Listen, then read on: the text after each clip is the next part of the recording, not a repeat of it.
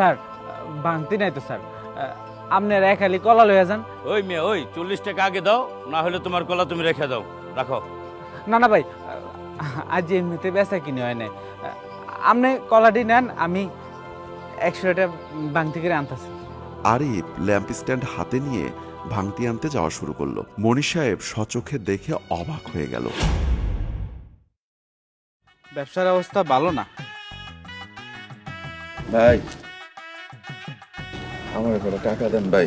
হ্যাঁ বেটা, তোর প্রতিদিন না কই হাত আছে পাও আছে কাম করে রাখা, সারা দিন এলি ভিক্ষা করছস কেন? সমস্যাটা কি তোর? যা কাম কর, যা যা যা। দেন না ভাই, এমন করেন কেন? ধর্মিয়া, এর লোক এত খারাপ ব্যবহার করেন কেন? সাহায্য চেষ্টা দিলে দিবেন, নাহলে নেই। এত খারাপ ব্যবহার করার দরকার ছিল? ভাই, আপনি আমার করে টাকা দেন না, দুপুরে খাই নাই, করে ভাত খাবো। হ্যাঁ নাও, 20 টাকা দিলাম, হোটেলে ভাত খেয়ে নিও। হ্যাঁ, যাও। স্যার, আপনারা টেয়াটা দিলেন কেন? আপনি যে জ্বরে টেয়াটা দিচ্ছেন না, ওই কিন্তু এটা দিয়ে কিচ্ছু খাইবে না, ওই দিতে ড্যান্ডি খাইব। সারা দিন ওই মাথার বয়ে বয়ে খায়, আমি তো চিনিও করে। ওই মিয়া, তুমি কি খুব ভালো মানুষ? অসহায় মানুষ সাহায্য তো করলাই না, আবার বড় বড় কথা বলতেছ। ভাই, পড়ছে বড় অসহায় আমি। হয়েছে, তোমাদের অভাব কখনো শেষ হবে না। এবার আমার কলা দাও।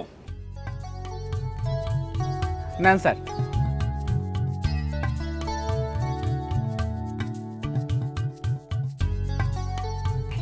না ভাই, 100 টাকার নোট।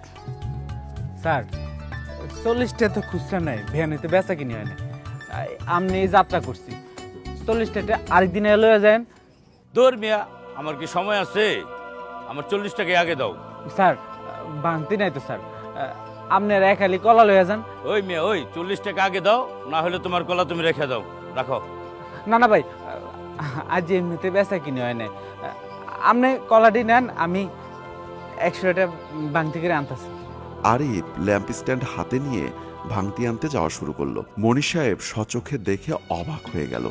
এই মুহূর্তটা দেখার জন্য কখনোই সে প্রস্তুত ছিল না। কলার দোকানদার আরিফ একজন পঙ্গু মানুষ। আরে এতক্ষণ আমি কার সাথে এত কথা বললাম? একটা পঙ্গু মানুষ হয়ে ব্যবসা করে খাচ্ছে, আর আমি তাকে কত কথাই না শোনালাম, অথচ ভিখারিকে 20 টাকা দিয়ে দিলাম, আর 40 টাকার জন্য তার সাথে আমি এত খারাপ ব্যবহার করলাম। এটা আমার করা ঠিক হয়নি।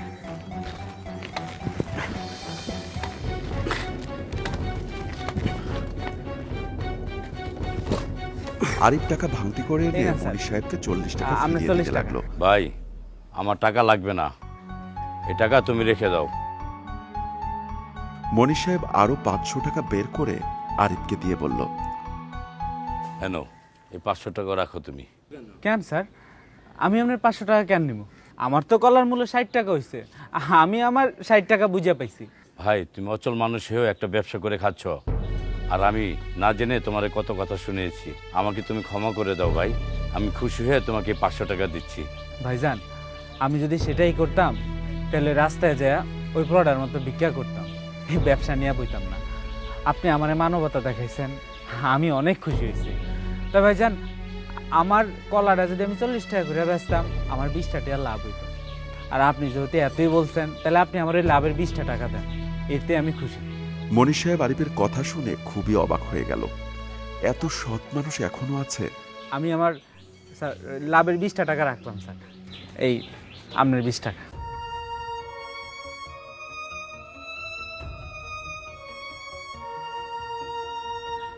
স্যার আইবেন স্যার, আসসালামু আলাইকুম।